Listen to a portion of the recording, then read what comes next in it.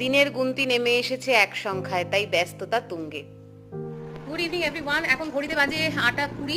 আমি এর জন্য একটু বেরোচ্ছি, ঘরে যা যা কাজকর্ম মোটামুটি আজকের মতো করার ছিল করে নিয়েছি। যে ঘরের কিছু কিছু জিনিস ডিসমেন্টেল করা হচ্ছে, তার রিজন কি? খুব স্বাভাবিক, জিনিসপত্রগুলো এক জায়গা থেকে আরেক জায়গায় যাবে আর জিনিসপত্র সব চারিদিকে ছড়িয়ে রয়েছে।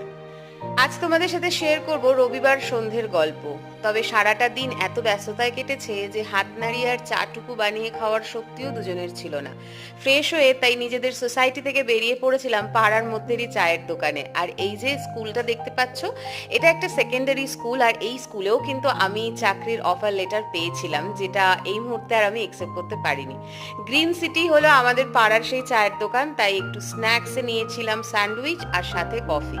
সামহাও আমাদের দুজনেরই একটু ডাস্টে অ্যালার্জি শুরু হয়ে গিয়েছিল, তাই মেডিসিন নিয়ে আবার ফেরার পথে 2 কাপ লাল চা খেয়ে বাড়ি ফিরলাম।